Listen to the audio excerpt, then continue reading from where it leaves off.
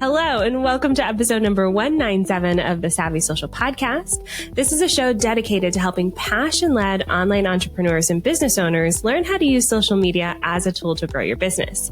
I'm your host, ANDREA Jones, and I'm fiercely committed to helping you understand both the how and the why of social media marketing so that you can create connection, build community, and make your difference in the world. This podcast is brought to you by Sendable, which is the all-in-one social media management tool that my agency uses every day to schedule our posts and analyze results. You can try them out for yourself by going to OnlineDrea.com/Sendable, and I'll put that link and any links we talk about today in the show notes, which you can find at OnlineDrea.com/197. Today's guest is the fabulous Kate All. Kate is the founder and owner of Simple Pin Media, a Pinterest management and marketing company. Through their work with over 700 Pinterest accounts, they take data-driven approaches to crafting a Pinterest strategy that really aims to help their clients and students find the perfect person on Pinterest.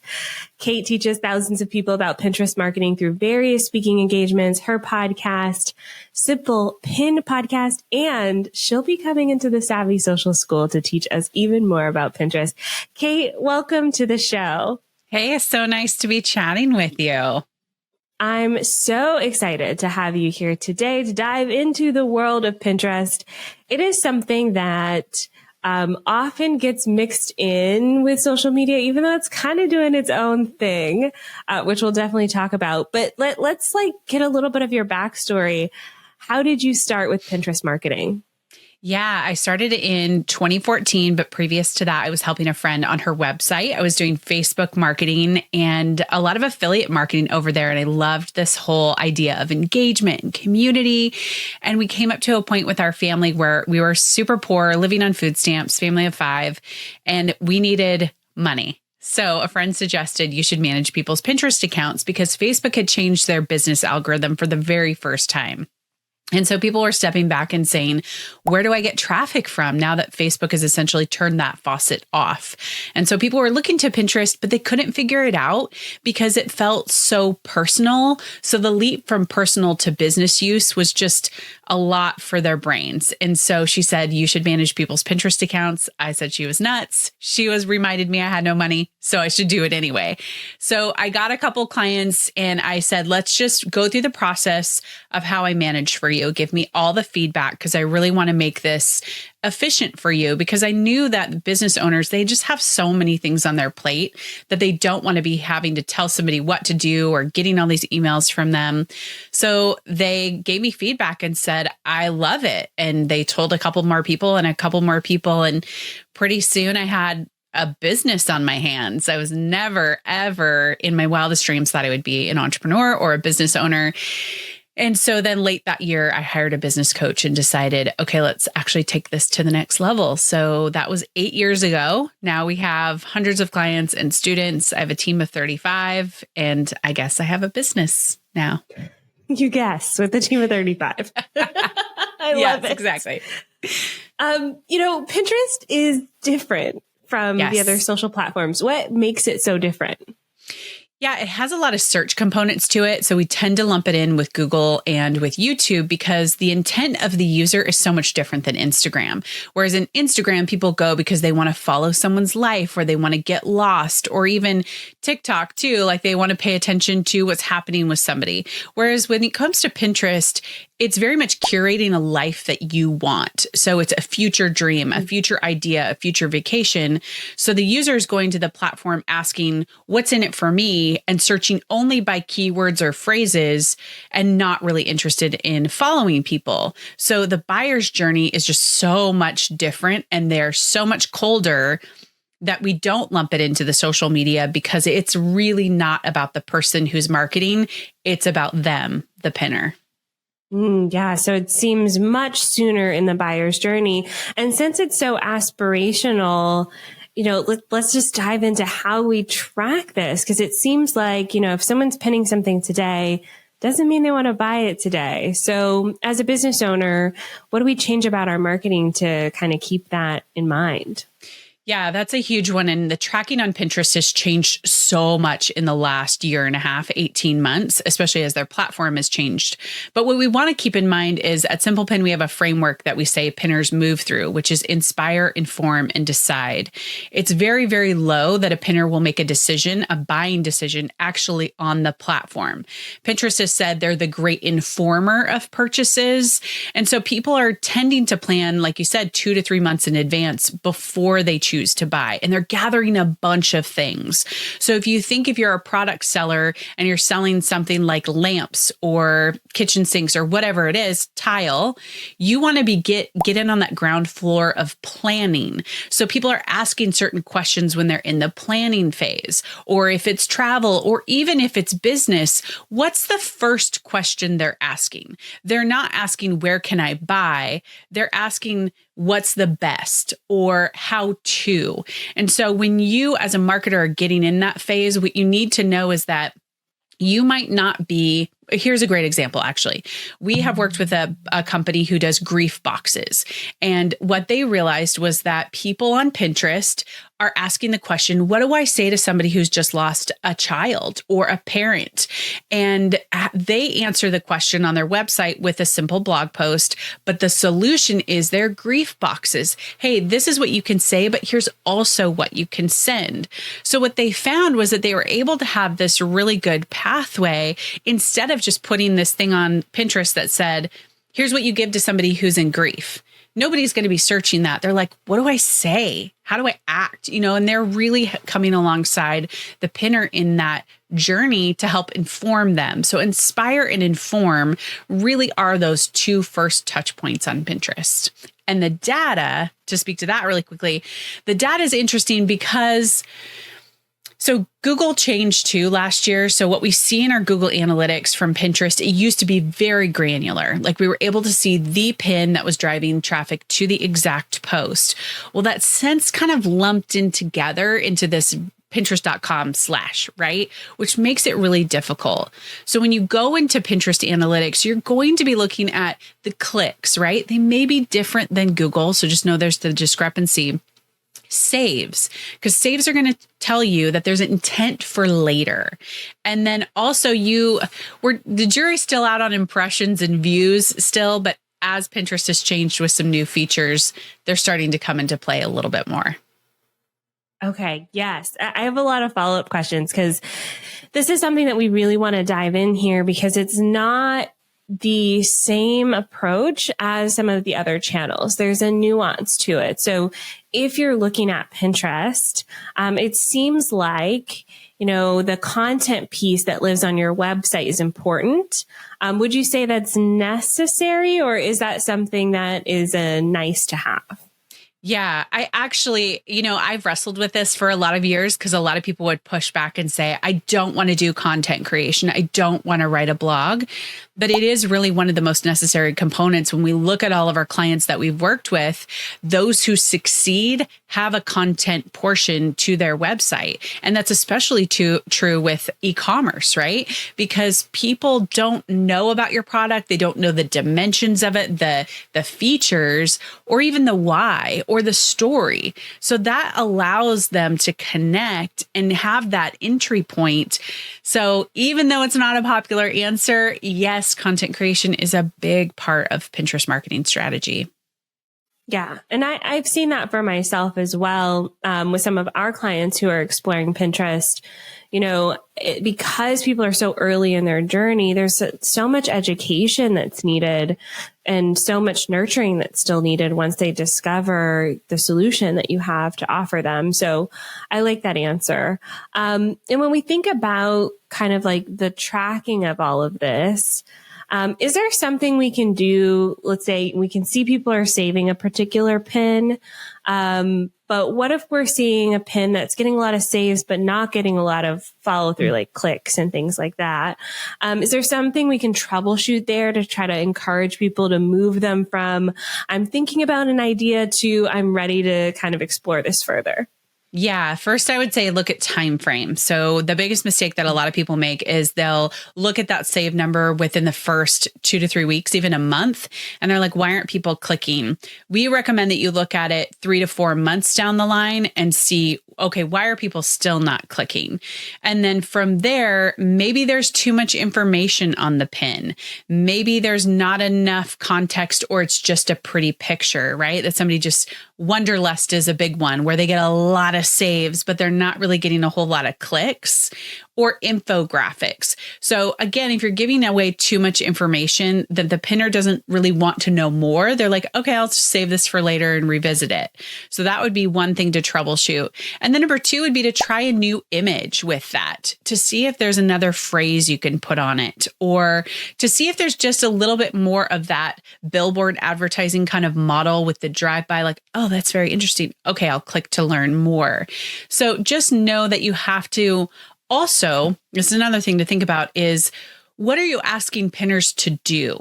And are they really clear on that? Or is it kind of like stopping them a little bit, like, oh, this is really interesting. It feels valuable, so I'm going to save it, but I probably will never go back to it. So I think that's going to be different based on if you're an e-commerce person or you're a content creator, but it's at least something to evaluate 4 to 6 months after it's been pinned and why it's being saved a lot as opposed to clicks. Now, what about Ideapins? I see this on our own account. We're taking basically Instagram Reels and TikToks, posting them as Ideapins, and we are seeing more views for sure on our accounts. But my question always is, so what? So I wanted to get your opinion on this because we've been testing it out. So this is my totally selfish way of picking an expert's brain. Hey, that's the best way to get a great podcast, right? Yeah. Like I like exploring these things because I just like exploring these things. But as business owners, how should we think about Ideapins? Okay. So I'll give a little bit of history. So Pinterest has always been really a static pin model. It's kind of a standard pin is what they call it. So people click and then they come to the website. Well, then as they had this huge surgence of users in 2020, and we also had the rise of TikTok with short form video, you saw TikTok really informing what the rest of these platforms did, right? So that's when we saw the rise of Reels. And in that time, Pinterest created what was called story pins. That's what it was originally called. Well, they changed it then to Ideapins, which I think is just such a good name for them because they still wanted to keep that ecosystem of the pinners coming to search for something that they're interested in. So what's a great idea? And aha. So over 2021, we saw this just massive push from Pinterest to say, we want to get the short form video on the platform. We want to get it in the way of Ideapins. Also, this fulfilled for Pinterest that they are the outlier where people move off the platform to get ideas, right? Well, all these other platforms, they stayed on it. So because they need to appeal to advertisers, because that's how they make money, if they can keep people on longer, then that gives them more data to show to advertisers. See, look, they're here, they're going to buy from you. So in 21, Ideapins came about. They launched them. They wanted to make them really successful for affiliate tagging or product tagging. Now it's anywhere between 1 and 20 slides. And it's literally just that, processing an idea with your audience. Very much video, obviously, because they want to recapture some of the TikTok stuff, but a lot of the aha moments. And so you are seeing people repurpose Reels or repurpose TikToks. And Pinterest is, as all other platforms had said, like, we don't want your TikTok, remove the watermark kind of thing, right? But one of the things about Pinterest that I think aligns with TikToks and can align with Reels is when people are sharing a concept or an idea that they can walk very high level their audience through. So a lot of use cases we've seen are maybe people don't want to write a long blog post. So seed out an idea with an idea pin and see if it gets views and traction because it doesn't have the click, obviously, because it's keeping people on the platform. So now where we're at in 2022 is a little bit of this reconciliation between Pinterest push super hard for idea pins, but is their user base going to adopt to it? And I think that's really important from a marketer's perspective, is to see, is my end user actually going to engage with this type of content on Pinterest? Are they already searching it? Because it will come in the home feed and there's little bubbles at the top now of the mobile app. And then there's this thing called the watch tab. And so the watch tab, it looks exactly like TikTok. You just kind of scroll through it. So in that sense, where we're at with Ideapins is I do think they're good to repurpose. I do think taking, reels and putting Ideapins, we do the same thing here at Simple Pin, but just being very clear to see how they're performing, with the caveat that Pinterest is testing the data. They actually stopped they're now looping, whereas they weren't looping before. They were going to a final slide where they were call to action, a follow. And that as a result of that, the data numbers are going to be skewed. They're super funky in that vein. So that was a lot of information to throw at you, but I will say they're definitely something good to dive into. We can go deep, but they're being, we'll see how the user loves them. Let's say that. Mm-hmm. Yeah. I mean, I thank you for that, because they are trying to stay relevant. And my sister put me on this, actually. She was like sending me TikToks from Pinterest. And I was like, I saw this on TikTok like last week. And she doesn't have a TikTok account. She watches all of her stuff on Pinterest. So, and that's her platform of choice. And so, it's interesting how different people gravitate to different platforms. And so I love the idea of the repurposing. And I want to talk about that for your company as well, because I've been really enjoying your Instagram Reels. That's where I hang out with you. It's on Instagram. I love it. I hang out with you too. We see each other online all the time. Internet friends. So what's your approach to creating content for your own company? Yeah. So I'll say that I'll kind of walk you through our content lineage, I guess, if you will. Google was always important. And then it really went into podcasting. And then it really went into Pinterest too. Those are kind of like my first three. And then Facebook was really big for me. And I had this super huge Facebook group, and then I shut it down because it was driving me crazy. And then went into Instagram. And I feel like I didn't really get it was hard for me at first to get the Instagram, because I love the platform, but it was hard for my brain to get into this. Like, how do I really connect with people? And I slow down the most when I have to get into the details. So I tend to be more of a visionary, right? So then I can think of the idea and I can record myself. But if you get me in the settings, if you get me in all this, it's like, I'm out, right? So we set up a system with my team where I would record the video if I had the idea, and then I would send it to my social media manager, Tabby, where she likes the details. So she could get into the nitty gritty, put it on there, and then we could repurpose it onto Pinterest. And now we are thinking about the TikTok piece too. I've dragged my feet for so long. Actually, I got on it yesterday. I will admit, I said I'd never do it, but I did it. Anyway. So Instagram has been a really fun place, I think, I really try to put myself in the viewer's shoes, because I like Instagram. I like getting caught up in people's stories, and I especially like it when I feel like it's very valuable to me. And so it's just been really fun to recognize where my shortcomings are. And it's a lot in the editing details, and it just drives me absolutely crazy. And then I won't do it. Right. And I know not everybody has the luxury of having somebody on their team.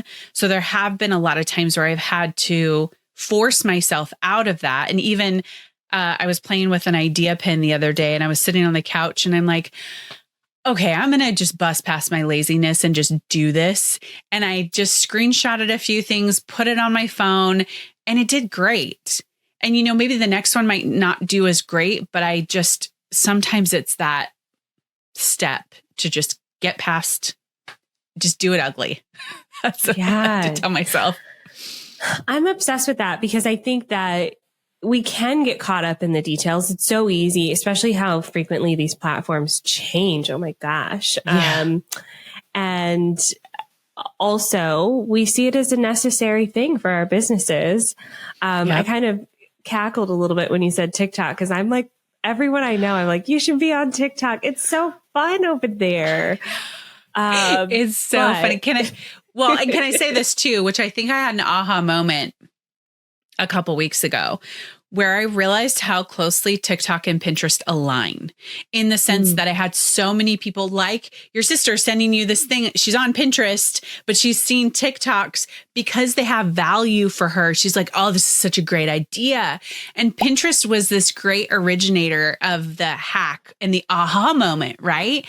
And so now we have TikTok in this new iteration. So it's no surprise that people are saving their ideas from TikTok to Pinterest as a natural rhythm, and then they're going crazy from there. And even though Pinterest doesn't want this watermark on there, it's like, you can't really prevent you have the corner market on the best place to save ideas, right? Yeah.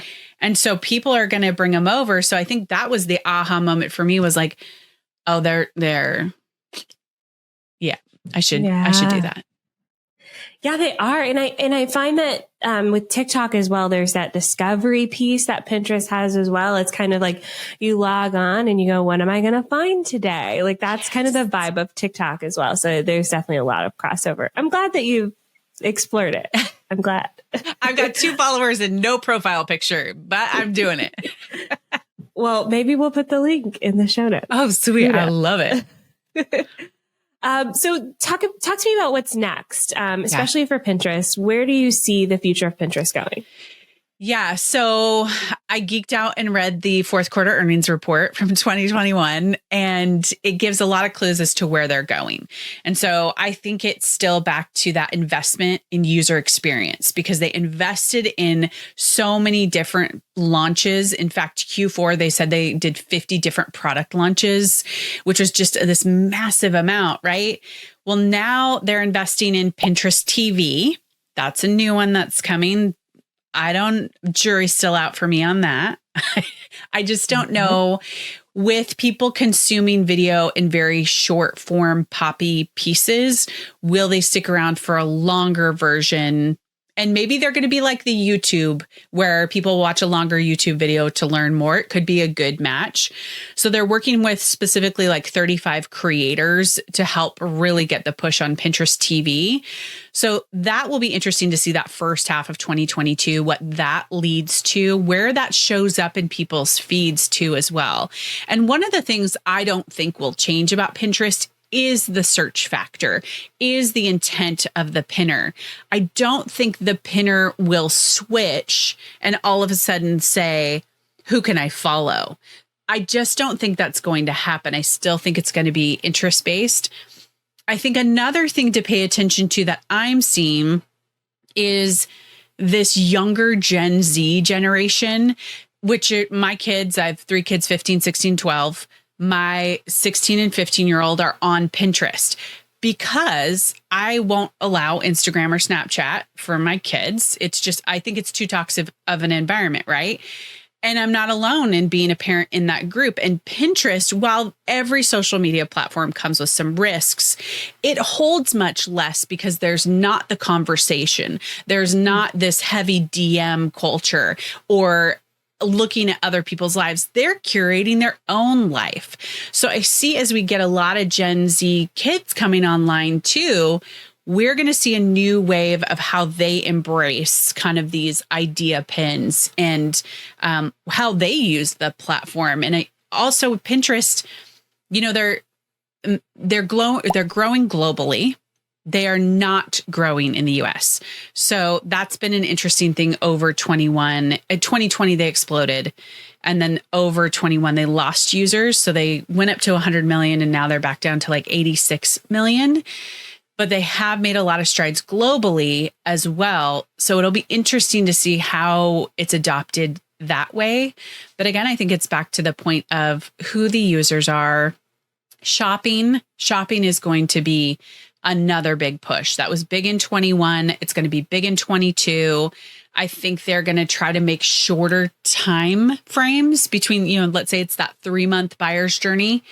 they want to make that a little bit shorter. So they released a verified merchant program. They have great integrations with Shopify. They were very clunky last year, though. There were a lot of shop owners who added these features that just saw their traffic just plummet. And so they pulled back on it because they were like, well, if I'm going to put my stuff over here and then all of a sudden it goes to a quarter of what it was before, I have a hard time seeing the value. So I think they've got to fix some of those product integrations for e-commerce owners. But I think it will be a big reckoning year for Pinterest.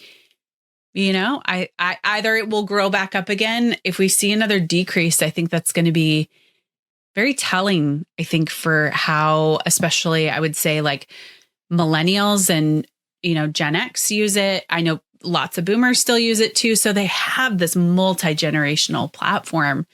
I just don't know how they're going to continue to latch on and grow. We'll see. Yeah, I'm so curious to see where Pinterest goes because it's still part of our everyday language. One of my mom friends that I was following just made some cute little Valentine's Day pretzel chocolate things and said in the caption, you know, it's, you know, she got the recipe from Pinterest. It's Pinterest worthy or whatever. It's like part of our language. So I don't see it really going anywhere, but I'm really interested to see what's to come. So thank you for that. Yeah. And thank you for such a great episode. For those people who are listening, I know you have a quiz on your website. So talk to us about that. Yeah. One of the things that people ask us is, where am I at in my learning of Pinterest marketing? So we developed this quiz to help you know, like, are you at the beginning? Are you at the middle? Or are you more advanced? And so we take people through and then we offer them, hey, here's a starter guide, or maybe you're in the grow phase. So that's on the front of our site, which will be a link in the show notes. But that's probably the best way that you can figure out what education you need when it comes to Pinterest. Because we've seen people dive in too soon to grow and they're like, oh my gosh, I need to go back to the beginning, or maybe I had a different understanding of what Pinterest was before. So it's very big for us to stay up to date. So all that content is as relevant as it can be with all the changes that are happening on Pinterest. Perfect. Definitely check out that quiz. I'll put it in the show notes, onlinedrea.com/197. And make sure you go follow Simple Pin Media, all of the places, right? Yes, exactly. Even TikTok. So I'll put all of those links in the show notes. Thank you so much for being on the show, Kate. Yeah, thanks so much for having me. It was delightful. And thank you, dear listener, for tuning into another episode of the Savvy Social Podcast. Make sure to go on over to Apple Podcasts or Spotify. Leave us a 5-star review. Helps keep us in the top 100 marketing podcast on Apple Podcasts. It's all because of you and your support. Next week, I am talking all about how to find social media marketing clients. This one is for my social media managers, agency owners, freelancers out there. You're definitely going to love that episode. So stay tuned. I'll see you then. Bye for now.